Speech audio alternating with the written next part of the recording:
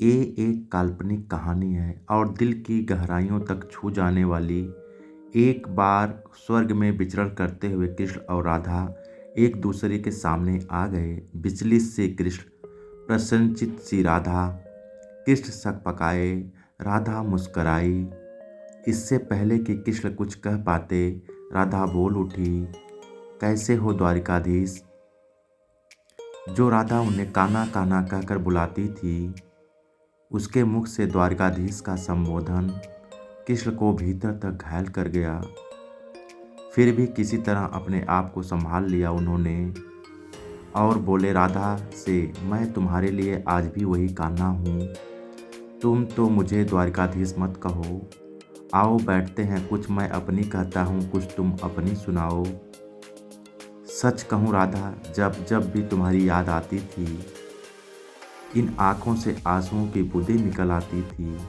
राधा बोली, मेरे साथ ऐसा कुछ नहीं हुआ, न तुम्हारी याद आई न आँखों से आंसू बहा, क्योंकि हम कभी तुम्हें भूले ही कहाँ थे। जो तुम याद आते, इन आँखों में तो सदा तुम ही थे। कहीं आंसुओं के साथ निकल ना आओ, इसलिए रोते भी नहीं थे। कान्हा, प्रेम से अलग होने पर तुमने क्या खोया, इसका एक आईना दिखाऊं तुम्हें। कुछ कड़वे सच प्रश्न सुन पाओ तो सुनाऊं। कभी सोचा था इस तरक्की में तुम कितने पिछड़ गए। यमुना के मीठे पानी से जिंदगी की शुरुआत की और समुद्र के खारे पानी तक पहुंच गए। एक उंगली पर चलने वाले सुदर्शन चक्र पर भरोसा कर लिया और दसों उंगलियों पे चलने वाली बांसुरी के भूल गए। कान्हा, जब तुम प्रेम से जुड़े थे तो जो उंगली गोवर्धन पर्वत उठाकर लोगों को विनाश से बचाती थी, प्रेम से अलग होने पर वही उंगली क्या क्या रंग दिखाने लगी, सुदर्शन चक्र उठाकर विनाश के काम आने लगी। कान्हा और द्वारिकाधीश में क्या अंतर होता है बताऊं। कान्हा होते तो तुम सुदामा के घर जाते, सुदामा तुम्हारे घर नहीं आता। युद्ध में और प्रेम में यही तो फर्क होता है। युद्ध में आप मिटाकर जीतते हैं और प्रेम में आप मिटकर जीतते हैं। कान्हा, प्रेम में डूबा हुआ इंसान दुखी तो रह सकता है, पर किसी को दुखी नहीं कर सकता। आप तो कई कलाओं के स्वामी हो, स्वयं दूरदृष्टा हो, गीता जैसे ग्रंथ के दाता हो, पर आपने एक क्या निर्णय लिया।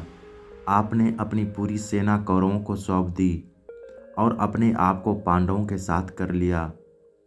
सेना तो आपकी प्रजा थी, राजा तो पालक होता है, उसका रक्षक होता है। आप जैसे महाज्ञानी उस रथ को चला रहे थे जिस पर बैठा अर्जुन आपकी प्रजा को भी मार रहा था। अपनी प्रजा को मरते देख आपने करुणा नहीं जागी, क्योंकि आप प्रेम से शून्य हो चुके थे। आप भी धरती पर जाकर देखो, आपकी द्वारकाधीश वाली छवि को ढूंढते रह जाओगे। हर जगह हर मंदिर में मेरे ही साथ खड़े नजर आओगे। मैं जानती हूँ कान्हा, लोग गीता के ज्ञान की बात करते हैं, उसके महत्व की बात करते हैं, पर धरती के लोग युद्ध वाले द्वारकाधीश पर नहीं, प्रेम वाले कान्हा पर भरोसा करते हैं। गीता में मेरा दूर दूर तक नाम नहीं है, पर आज भी लोग उसके समापन पर राधे राधे कहते हैं। ये कहानी काल्पनिक जरूर है, पर इसके भीतर छिपी सीख बहुत महत्वपूर्ण है। श्री कृष्ण के पास कभी किसी प्रश्न का उत्तर ना हो, ऐसा तो हो ही नहीं सकता, परंतु राधा द्वारा लगे गए प्रश्न चिन्ह पर कान्हा मौन रहे। यही तो है प्रेम में समर्पण का भाव। पराक्रम में हमें हर किसी को हराना होता है, तब भी हम जीत कर भी हार जाते हैं, परंतु प्रेम में एक ही कईयों का दिल जीत लेता है।